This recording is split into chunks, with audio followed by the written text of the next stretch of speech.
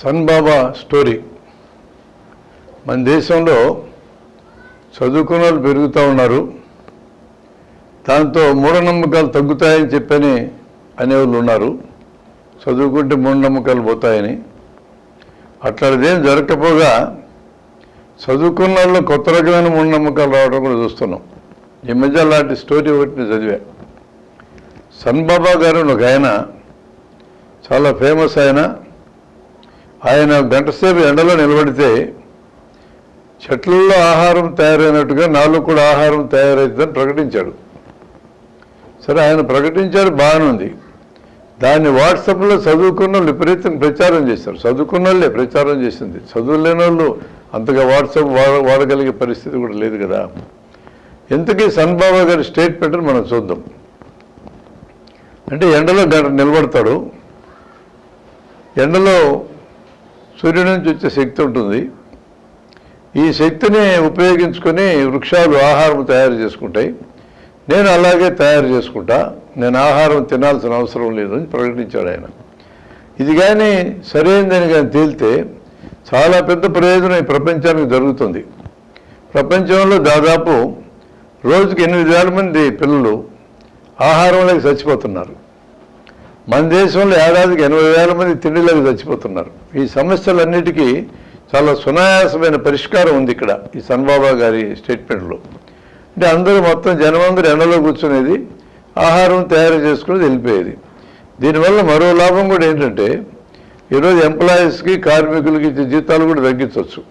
అందరినీ గంటసేపు ఎండలో కూర్చోబెట్టేది, పని చేయించేది. ఇక ఆహారం వస్తూ ఉంటుంది. ఈ ఆహారం కోసము వాళ్ళ జీతాల్లోంచి వాళ్ళ ఆదాయంలోంచి పెట్టే ఖర్చు మొత్తం మిగులుతుందని అర్థమవుతుంది కదా మనకి. దీన్ని ఎలా చూడాలనేది మనం చూద్దాం. కిరణజన్య సంయోగ క్రియ ద్వారా వృక్షాల్లో ఆహారం తయారవుతుంది. కిరణజన్య సంయోగ క్రియ లేదా ఫోటోసింథసిస్ అంటే అది జరగడానికి కావాల్సిన కండిషన్లు ఏంటి? గాలిలోంచి కార్బన్ డైఆక్సైడ్ని తీసుకుంటుంది, భూమిలోంచి నీటిని తీసుకుంటుంది, పత్రహరితం అనేది క్యాటలిస్ట్ లాగా ఉత్ప్రేరకంలాగా పనిచేస్తుంది, సూర్యరశ్మి నుంచి శక్తిని తీసుకుంటుంది.